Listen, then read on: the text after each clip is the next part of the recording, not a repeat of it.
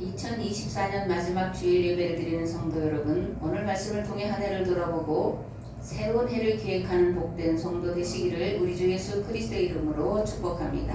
아멘.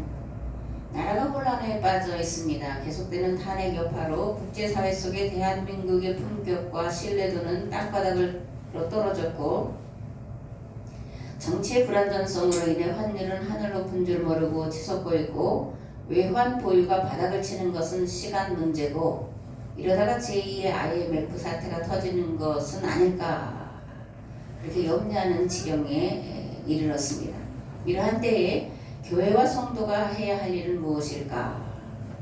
책임지는 자세를 갖추는 것이다, 이렇게 생각을 합니다. 아멘.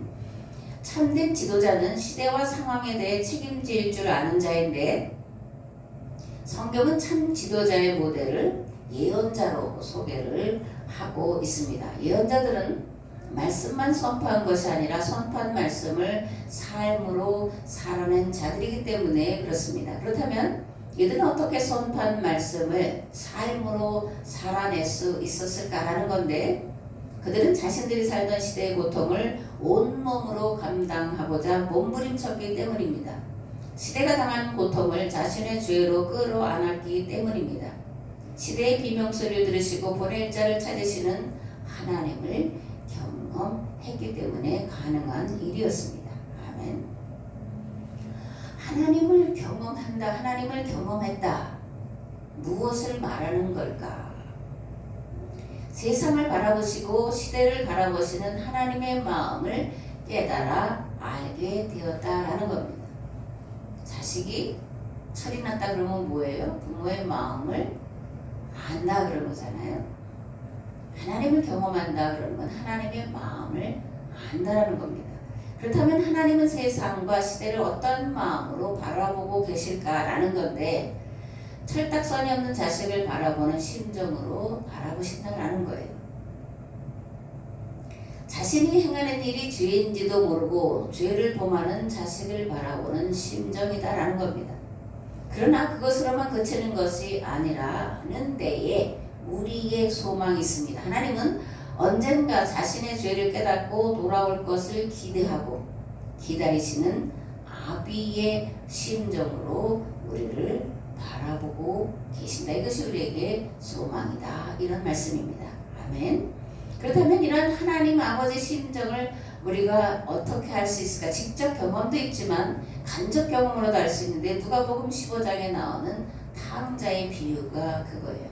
물론 여러 각도로 영성적인 차원으로 탕자의 비유를 소개할 수도 있지만, 오늘은 하나님 아버지의 심정을 알아보기 위해서 누가복음 15장의 말씀을 제가 봉독을 하겠습니다. 또 이르시되 어떤 사람에게 두 아들이 있는데 그 둘째가 아버지에게 말하되, 아버지여, 재산 중에서 내게 돌아올 분깃을 내게 주소서 하는지라. 아버지가 그 살림을 각각 나눠 주었더니 그 후 며칠이 안 되어 둘째 아들이 재물을 다 모아가지고 먼 나라에 가 거기서 허랑방탕하여 그 재산을 낭비하더니 다 없앤 후 그 나라에 크게 흉년이 들어 그가 비로소 궁핍한지라. 가서 그 나라 백성 중 한 사람에게 붙여 사니 그가 그를 들러 보내어 돼지를 치게 하였는데, 그가 돼지 먹는 쥐염 열매로 배를 채우고자 하되 주는 자가 없는지라. 이에 스스로 돌이켜 이르되, 내 아버지에게는 양식이 풍족한 품꾼이 얼마나 많은가. 나는 여기서 주려 죽는구나. 내가 일어나 아버지께 가서 이르기를, 아버지, 내가 하늘과 아버지께 죄를 지었사오니 지금부터는 아버지의 아들이라 일컬음을 감당하지 못하겠나이다. 나를 품꾼의 하나로 보소서 하리라 하고, 이에 일어나서 아버지께로 돌아가니라. 아직도 거리가 먼데 아버지가 그를 보고 측은히 여겨 달려가 목을 안고 입을 맞추니, 아들이 이르되, 아버지, 내가 하늘과 아버지께 죄를 지었사오니 지금부터는 아버지의 아들이라 일컬음을 감당하지 못하겠나이다 하나, 아버지는 종들에게 이르되, 제일 좋은 옷을 내어다가 입히고 손에 가락지를 끼우고 발에 신을 신기라. 그리고 살진 송아지를 끌어다가 잡으라. 우리가 먹고 즐기자. 이 내 아들은 죽었다가 다시 살아났으며 내가 잃었다가 다시 얻었노라 하니 그들이 즐거워하더라. 마다도는 밭에 있다가 돌아와 집에 가까이 왔을 때 풍악과 춤추는 소리를 듣고 한 종을 불러 이 무슨 일인가 물은데, 대답하되 당신의 동생이 돌아왔으니 당신의 아버지가 건강한 그를 다시 맞아들이게 됨으로 인하여 살진 송아지를 잡았나이다 하니 그가 노하여 들어가고자 하지 아니하거늘 아버지가 나와서 권한대 아버지가 대답하여 이르되 내가 여호와의 아버지를 섬겨 명을 어기며 내게는 염소 새끼라도 주어 나와 내 것으로 즐기게 하신 일이 없더니 아버지의 살림을 장녀들과 함께 삼켜버린 이 아들이 돌아오매 이를 위하여 살진 송아지를 잡으셨나이다. 아버지가 이르되 예 너는 항상 나와 함께 있으니 내 것이 다 내 것이로되 이 내 동생은 죽었다가 살아났으며 내가 잃었다가 얻었기로 우리가 즐거워하고 기뻐하는 것이 마땅하다 하니라. 아멘. 본문을 보면 아들이 아버지에게 요구하는 것인데 뭐예요? 재산 중에 나중에 아버지 돌아가신 다음에 나에게 줄 그 분깃을 먼저 달라는 것이었습니다. 그런데 이러한 요구는 당시에는 도무지 허용될 수 없었다라는 것을 우리가 알아야 돼요. 왜냐하면 상속은 아버지가 돌아가신 다음에 받는 것이 그 시대의 법이고 관습이었기 때문에 그렇습니다. 물론 오늘은 사전 상속도 가능한 시대에 우리가 살지만 고대에는 그런 제도가 없었다라는 거예요. 그러니까 아버지가 살아계실 때에 재산을 달라고 요청하는 것은 뭐라는 거예요? 폐륜적인 행위다. 돌에 맞아 죽을 그런 잘못이다 이런 이제 표현으로 하고 있습니다. 그런데 아버지는 아들의 이 얼토당토한 요구를 들어주시죠. 아들은 아버지가 재산을 미리 상속해주자 그것을 다 팔아가지고 먼 나라로 아버지 얼굴이 보이지 않는 먼 나라로 가서 허랑방탕 재산을 다 낭비합니다. 그리고 나서 굶어 죽게 될 지경에 이르니까 아버지의 집으로 돌아가야 되겠다 그렇게 생각하고 아버지의 집을 향해 길을 떠났다라는 거예요. 그런데 둘째 아들이 동부 밖에서 집을 향해서 오고 있을 때 아버지가 먼저 그 아들을 알아보고 달려갔다라는 겁니다. 식은이 여겨 목을 안고 입을 맞췄다. 그리고 잔치를 벌였다. 그런 얘기입니다. 그런데 이런 모습을 보고 마땅치 않게 생각한 큰아들이 이제 아버지에게 따지잖아요. 어떻게 이럴 수가 있습니까? 나는 아버지 집에서 열심히 일했는데 염소새끼 하나라도 줘서 내 친구들과 잔치를 벌여 먹게 하지도 않았으면서 아버지 재산을 창녀들에게 다 허비하고 돌아온 그 아들을 맞아서 기뻐서 잔치를 벌이다니 이렇게 이제 화를 내는 거죠. 그러자 아버지가 큰아들에게 말합니다. 네 동생은 죽었다가 살아났으며 잃었다가 다시 얻었으니 우리가 함께 즐거워하고 기뻐하는 것이 마땅하다. 마땅하지 않냐? 이제 이렇게 아들에게 되물으시는 거죠. 아버지가 아들의 터무니없는 요구에 응한 것은 무슨 이유에서였을까? 그죠? 한번 생각을 해봐야 됩니다. 첫째로 자신이 아버지의 아들 될 자격이 없음을 온전히 깨닫는 기회를 주기 위해서였다라는 겁니다. 둘째, 가난과 기근으로 고생하는 자들의 문제에 관심을 가지도록 하기 위해서였다라는 거예요. 고생해봐야, 그죠? 밥을 굶어봐야 고생하는 사람들, 밥 굶는 사람들의 마음을 헤아릴 수 있기 때문에 그렇게 허락하셨다라는 겁니다. 셋째, 고생도 해보고 어려움도 겪어본 자라야 그 문제의 심각성을 알게 되고 그 문제를 해결할 수 있기 때문에 그런 겁니다. 하나님은 신실하고 진실하게 믿는 자들을 고난과 환난으로 이끄시는데 그렇게 하시는 이유는 고난과 환난을 통해 자신의 무능력을 깨닫게 하고 비로소 하나님만 의뢰하게 하기 위해서입니다. 고난과 환난을 통해 그 문제를 해결할 능력을 소유할 수 있도록 하기 위해서입니다. 그러므로 성도는 고난이나 환난을 당할 때에 불평하거나 실족할 것이 아니라 하나님의 뜻이 어디 있는지 먼저 자신을 살펴봐야 되고 그 다음에 시대가 당면한 가장 큰 고난과 고통의 문제가 무엇인지를 돌아봐야 합니다. 그리고 하나님의 도우심을 믿고 문제 해결 방법을 찾아야 합니다. 그러면 모든 지각에 뛰어난 하나님께서 하나님 안에 있는 평강으로 채워주실 것이요 문제를 해결할 방법을 찾아내도록 도우실 줄 믿습니다. 아멘. 빌립보서 4장에 이렇게 돼 있습니다. 아무것도 염려하지 말고 다만 모든 일에 기도와 간구로 너희 구할 것을 감사함으로 하나님께 아뢰라. 그리하면 모든 지각에 뛰어난 하나님의 평강이 그리스도 예수 안에서 너희 마음과 생각을 지키시리라. 아멘. 온 세상이 다 한다고 해도 과언이 아닌 그저 한국 사회 한 치 앞도 내다볼 수 없을 만큼 혼란하고 어둡기 짝이 없습니다. 이럴 때에 교회와 성도는 책임을 져야 한다. 책임진 자세를 갖춰야 된다. 그렇게 말씀을 드렸는데 교회와 성도가 어떻게 이 한국 사회의 문제에 대해서 책임을 질 거냐라는 겁니다. 첫째로 하나님께서 살아서 역사를 주관하심을 믿고 하나님 앞에 나아가야 합니다. 하나님께 나아가서 가장 먼저 해야 할 것은 자신을 돌아보는 성찰의 기도를 드리는 겁니다. 그동안의 신앙생활 가운데 거짓되거나 잘못된 것이 있었는지 돌아보고 말씀대로 살아오지 못하는 것이 있다면 그것을 온전히 회개해야 합니다.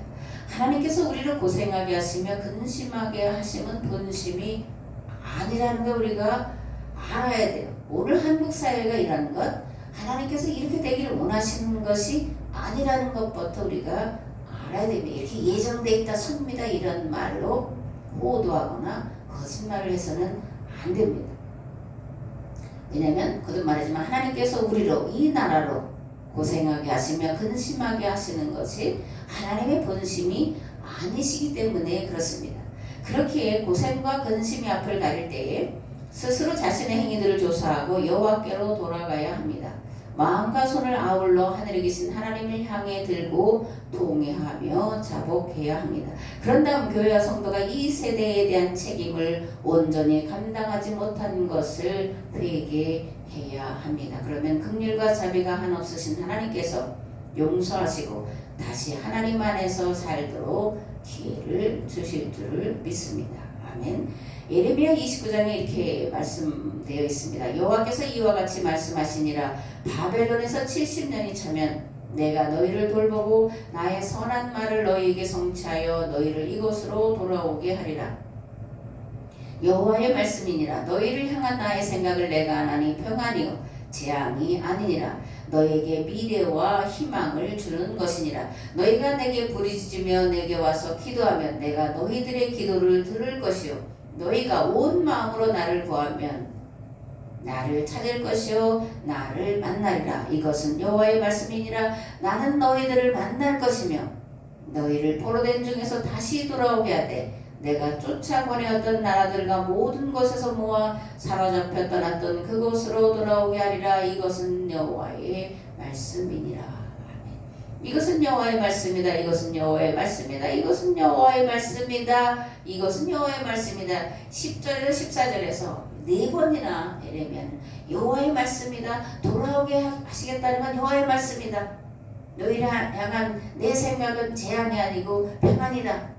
기도하면 내가 들을 것이다. 다시 돌아오게 하겠다. 나를 찾으면 내가 너희를 만나주겠다. 이건 여호와의 말씀이다. 여호와의 말씀이다. 뭐라는 거예요? 제발 들어라.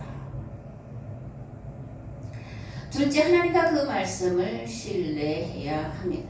하나님은 약속에 신실하신 분이에요. 하나님은 약속을 한 번도 먼저 어긴 적이 없는 분이십니다. 그것을 우리가 신뢰를 해야 합니다. 셋째로, 가정의 신앙을 바로 세우기 위해 자녀들에게 부지런히 성경 말씀을 외워 들려야 합니다. 그리고 자녀라 하여금 왜를 묻도록 훈련을 시켜야 돼요. 이게 질문하는 방법이죠. 그죠? 왜 하나님이 세상을 창조하셨지? 왜 우리가 하나님을 믿어야 되지? 이런 왜라는 질문을 하도록 훈련을 시켜야 한다는 겁니다. 네 번째로, 특정한 누구를 지키기 위해서가 아니라 이 나라와 이 민족을 지켜내기 위해 우리의 자녀손들을 지켜내기 위해 하나님 앞에 기도해야 한다는 거예요. 광화문에 두 집단이 대립하고 있는데 누구를 지키려고 하면서 그렇게 대립을 하는 거예요. 누구를 지키기 위해서 우리가 해서는 안 됩니다. 우리 나라와 민족 그리고 우리의 자녀손들을 지키기 위해서 기도해야 한다는 것을 기독교인들은 반드시 기억을 하시기 바랍니다. 강화문에 나가 있는 양쪽 집단에 그리스도인이 없나? 아닙니다. 절반은 될 수도 있습니다. 그런데 이들이 각각 잘못된 생각으로 누구를 지킨다고 하면서 나라를 이렇게 어지럽게 끌고 가는 것 반드시 매겨야 되고 하나님 그거에 대한 대가를 치르도록 하시리라 그렇게 생각을 합니다. 거듭 말하지만 누구를 지키기 위해서가 아닌 거예요. 이 나라 이 민족 우리의 후손들을 지키기 위해서 하나님께 나아가 기도해야 됩니다. 다섯째, 우리 민족을 마지막 때에 들어쓰시려고 아주 오랫동안 하나님께서 참고 기다리셨는데 그 하나님의 마음을 헤아려서 민족의 정체성을 회복하기 위한 역사교육, 신앙교육을 바로 세우기에 힘써야 합니다. 여섯째, 이 일을 위해서 온 교회가 오직 성령 안에서 연합하고 통합되어야 됩니다. 앞에도 말씀드렸지만 갈라져서 각각 누구를 위해서 기도한다. 하나님은 결코 그 기도를 들으시지 않으시고 들으실 수가 없고 그렇게 기도하는 자들에 대해서 도리어 책망하시고 심판하시리라 저는 그렇게 생각을 합니다. 두 마음을 품고 있으면 성령께서 역사하실 수 없습니다. 한 마음, 한 뜻, 한 소망 안에서 연합하여 기도할 때 하나님은 교회의 기도를 들으시고 응답하시는 줄 믿습니다. 마지막으로 끝까지 포기하지 말아야 합니다. 하나님의 교회와 성도를 향하신 뜻, 또 교회와 성도뿐만이 아니라 이 세상 만물을 향하신 하나님의 뜻은 살리는 거예요. 회복시키고 온전케 하시는 겁니다. 그 일에서 먼저 교회와 성도들을 살리셔서 시대와 세상 만물을 살리는 사명 감당하도록 도우실 줄 믿습니다. 이것이 우리에게 소망이에요. 이것이 있기 때문에 포기해서는 안 되고 포기할 수 없고 포기할 수 없는 그 마음으로 기도해야 된다 이렇게 말씀을 드립니다. 아멘. 오늘 함께 나누는 말씀 이런 우리가 처한 고난과 환난 이 최대의 위기를 어떻게 극복할 것이냐 그 극복할 그런 대안 그런 생각을 해서 창세기 28장 그리고 35장에 나오는 야곱의 이야기를 가지고 함께 생각을 해보려고 합니다. 창세기 28장 10절에서 22절 말씀입니다.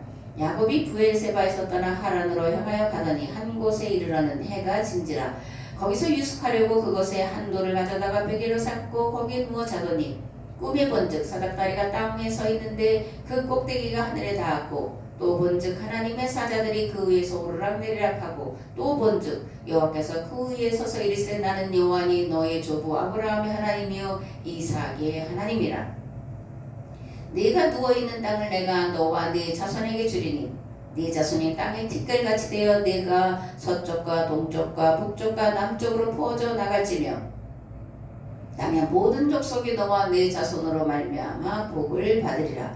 내가 너와 함께 있어 네가 어디로 가든지 너를 지키며 너를 이끌어 이 땅으로 돌아오게 할지라. 내가 네게 허락한 것을 다 이루기까지 너를 떠나지 아니하리라 하신지라. 야곱이 잠이 깨어 이르되 여호와께서 과연 여기 계시거늘 내가 알지 못하였도다. 이에 두려워하여 이르되 두렵도다. 이곳이요 이것은 다름 아닌 하나님의 집이요 이는 하늘의 문이로다 하고 야곱이 아침에 일찍 일어나 베개로 삼았던 돌을 가져다가 기둥으로 세우고 그 위에 기름을 붓고 그곳 이름을 베델이라 하였더라.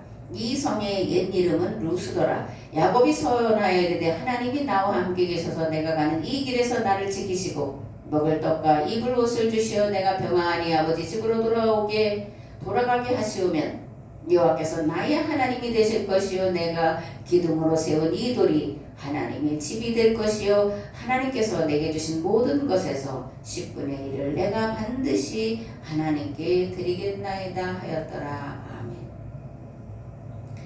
하나님께서 하나님의 사람으로 만들어 가시는 방법은 고난과 환난을 통해서다라고 말씀을 드렸는데 그 모델 중 하나가 야곱입니다. 야곱은 형 에서를 속이고 그리고 아버지를 속인 결과 집에서 거의 쫓겨나다시피 도망가다시피 바단 아람으로 가는 그런 신세가 되었습니다. 그런데 여기서 우리가 생각해 봐야 할 중요한 것이 있습니다. 하나님은 왜 바단 아람으로 도망가는 야곱을 찾아와 만나 주셨을까? 라는 거예요. 아버지도 속이고 형도 속이고 가정을 불행으로 슬픔으로 고통으로 만들어 놓은 자인데 왜 하나님 그런 야곱을 찾아와 만나 주셨냐라는 겁니다. 하나님은 중심을 보시는 분이십니다. 그렇다면 하나님께서 보신 야곱의 중심은 어떤 것이었냐라는 걸 우리가 생각을 해봐야 되죠. 야곱은 호시탐탐 에서로부터 장자권을 빼앗으려던 자였습니다. 그러면 왜 야곱이 장자권을 빼앗으려고 했느냐를 우리가 물어야 되는 거예요. 야곱이 장자권을 노린 이유는 자신만의 부를 위해서가 아니었다는 겁니다. 무엇보다 장자인 에서가 장자권을 함부로 하찮게 여겼다라는 거예요. 장자권, 장자. 무엇을 말하는 거냐라는 겁니다. 단지 맏아들을 말하는 거냐라는 게 아니에요. 아버지가 담당했던, 아버지가 책임졌던 가족에 대한 책임을 떠안는 것, 그게 장자예요. 한국 사회도 장자, 차남 뭐 이런 아직도 차별이 있는데 장자니까 내가 다 가져야 돼, 내가 더 많이 가져야 돼, 그런 잘못된 생각을 가지고 있는 거, 그죠? 버려야 될 거예요. 장자라는 건 그 가족, 가문에 대한 책임을 또 맡는다라는 의미가 들어가 있다라는 거예요. 그래서 나만, 내가 맞으니까 그런 생각을 가진 자는 이미 장자가 아닌 거예요.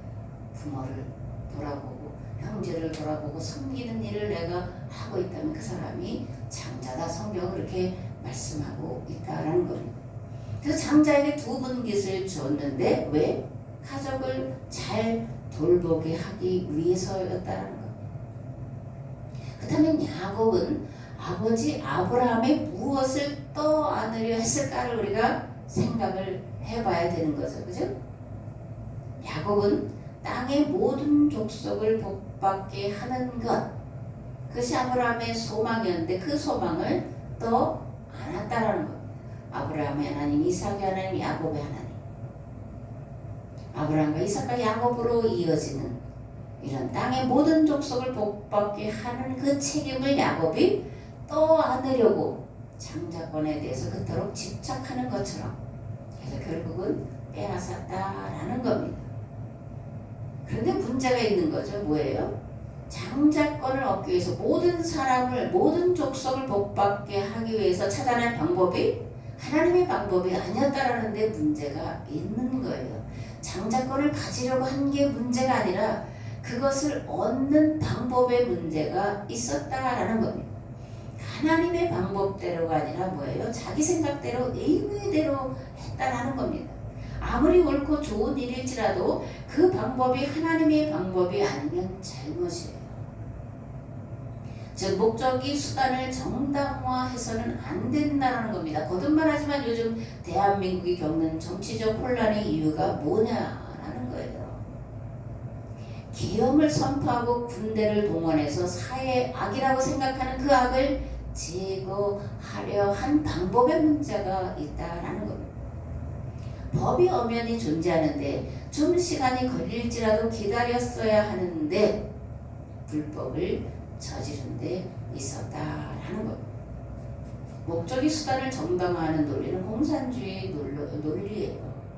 자유민주주의 논리는 아무리 선한 목적을 이루기 위한 것일지라도 법 테두리 안에서 법을 지키면서 해야 한다는 것이 자유민주주의 진영의 논리라는 것을 우리가 정말 다시 한번 생각을 해봐야 됩니다. 야곱은 선한 마음을 가졌습니다. 아버지의 뜻을 따라 모든 민족을 복받게 하는 일을 하고자 했습니다. 그러나 그것을 실현하는 방법이 하나님의 방법이 아니었다라는 겁니다. 하나님은 야곱의 생각이 선하고 올바른 것을 아시고 그것을 이루는 방법 또한 선해야 한다는 것을 깨닫도록 돕기 위해서 그가 계획한 일을 시행하는 것을 지켜보고 계셨다. 라고 우리가 이렇게 이 말씀들을 읽어내고 해석을 해야 하는 겁니다. 아멘. 야곱은 장자가 되려고 실행한 방법이 잘못이었음을 깨닫고 돌이키는데 20년의 세월을 보내야 했습니다. 그런데 그럼에도 여전히 부족한 것이 있었어요. 그건 뭐냐? 에서 앞에서 철저히 자신을 낮추고 섬기는 겸손의 자세가 여전히 부족한 그런 야곱의 모습이었고, 그것을 하나님께서 깨우치시고 바꾸게 하기 위해서 약복나루에서 야곱이 도달할 때까지 기다리고 계셨다라는 것. 하나님은 밤새도록 야곱과 겨루어 주셨습니다. 그만큼 자신을 낮춘다라는 것, 남을 높인다라는 것, 겸손에 이르는 길은 쉽지 않다라는 거예요. 밤새도록 온 힘을 다해서 하나님과 씨름을 해야 된다라는 거예요. 그리고 어떻게 됐어요? 환도뼈가 튀어나왔습니다. 일평생 그는 장애를 가지고 절뚝거리며 살아야 했어요. 그러므로 무슨 일을 계획하고 행하고자 할 때 섣부르게 내 생각대로 할 것이 아니라 끊임없이 하나님의 방법을 구하고 찾고 두드려야 합니다. 자신의 생각과 방법을 점검해보고 또 점검해봐야 돼요. 그리고 그 일이 아무리 선한 일일지라도 방법이 옳지 않으면 내가 생각한 그 방법을 폐기 처분해야 하는 겁니다. 어리석은 것 같고 더딘 것 같을지라도 하나님의 방법대로 가야 돼요. 하나님의 방법은 뭐냐고요? 죽는 겁니다. 십자가에서 죽음으로 다시 살아 살리는 거예요. 그는 오랜 시간 인내와 희생과 헌신이 있어야 된다는 것을 우리는 반드시 기억을 해야 할 줄을 믿습니다. 아멘. 창세기 35장 1절에서 7절 말씀을 보겠습니다. 하나님이 야곱에게 이르시되 일어나 베델로 올라가서 거기 거주하며 네가 네 형 에사의 낯을 피하여 도망하던 때에 네게 나타났던 하나님께 거기서 제단을 쌓으라 하신지라. 야곱이 이에 자기 집안 사람과 자기와 함께한 모든 자에게 이르되 너희 중에 있는 이방 신상들을 버리고 자신을 정결하게 하고 너희들의 의복을 받고 입으라. 우리가 일어나 베델로 올라가자.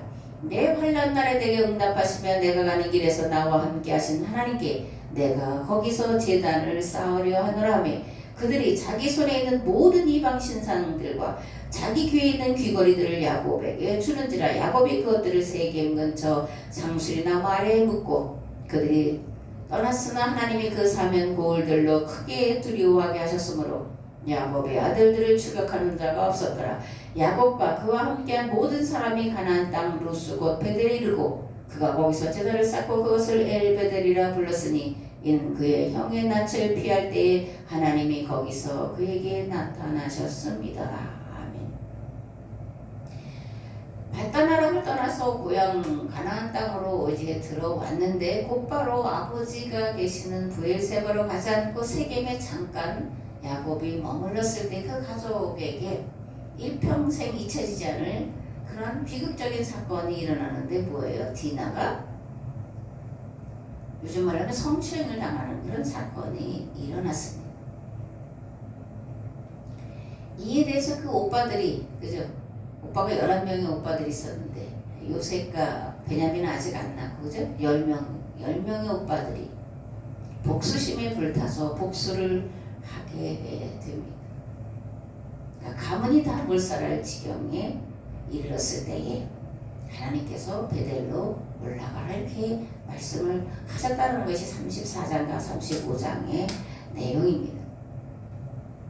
이 세겜과 디나 사건을 이해하기 위해서는 그 시대상을 알아야 되는데 뭐냐면 족장 시대에는 다른 족속들이 자기 땅에 들어오는 것을 극도로 경계를 했고, 만약 그들을 받아들인다면 어떻게 해야 되냐면 딸이나 누이를 그 족장에게 내어주는, 다시 말하면 결혼 동맹을 맺어야 했다라는 것을 우리가 상식으로 알고 이 문제를 접근을 해야 합니다.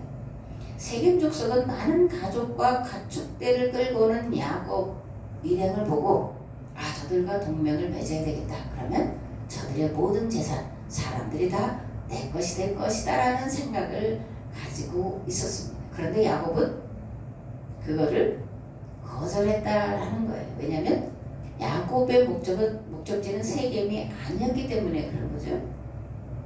이런 야곱의 거절에 대해서 세겜은 무엇으로 가느냐? 디나를 거탈하는 것으로 갖고 있다는 것을 우리가 알 수 있습니다. 있습니다. 물론 세겜이 디나를 사랑했다 그것도 맞지만 그 하나의 목적만을 위해서가 아니라 야곱이 가진 재산, 사람들을 다 자기 것으로 만들려는 속셈이 깔려있고 그것을 실행하기 위해서, 왜냐면 야곱이 거부하니까, 그죠? 디나를 겁탈하는 이런 사건이 발생을 했다라는 겁니다. 그래서 야곱의 아들들이 어떻게 해요?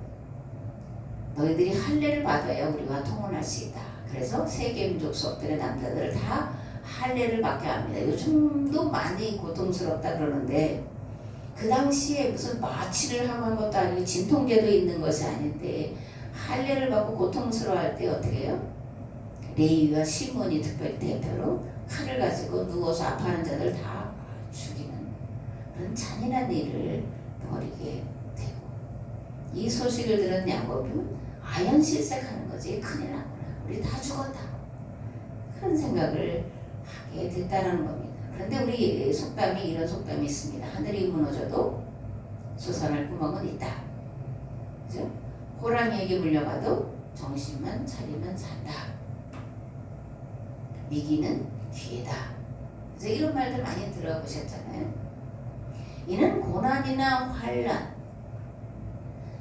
절멸할 것 같은 위기의 순간이 도리어 변화할 기회, 승리할 기회, 문제를 해결할 기회, 특별히 가정의 신앙을 바로 세울 기회와 함께 찾아온다라는 거예요.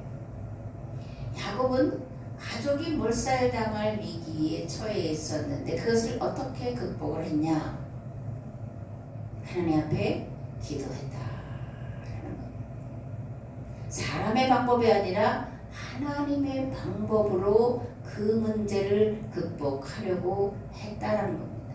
땅의 길이 막혔을지라도 뭐예요? 하늘길은 항상 열려있다. 사방이 다 우겨쌈을 당하고 도망칠 수 없을 때라도 하늘은 항상 열려있다. 하나님은 항상 우리를 향하여 마음을 열어놓으시고 손을 벌리고 도와주시려고 기다리고 계신다 라는 겁니다. 아멘. 하늘길, 기도입니다. 철저히 자신을 낮추고 하나님의 도우심을 구하는 거예요. 기도는 만사를 변화시키는 하나님의 능력이고 무엇보다 하나님은 기도하는 자를 기뻐 받으시기 때문에 하늘길을 여는 것은 오직 기도다라는 겁니다. 아멘. 하나님이 야곱에게 제시한 해결 방법, 베델로 올라가라. 가서 기도하라는 거예요. 가정의 신앙을 바로 온전히 세우라는 겁니다. 첫 번째로 오직 하나님만 찾으라는 말씀이에요. 둘째로 자신의 삶의 태도와 자세 그리고 습관을 바꾸라는 겁니다. 세 번째로 온 가족의 신앙을 온전히 세우라는 거예요. 야곱이 가족에게 이렇게 요청합니다. 이방 신상들을 버리고, 그러니까 뭐예요? 이방 신상들을 다 가지고 왔다라는 거예요. 특별히 라헬은 아버지의 드라빔을 훔쳐가지고 오잖아요. 아버지의 장자권을 표현하는 드라빔을 훔쳐가지고, 드라빔은 그 가족의 가족 신이에요.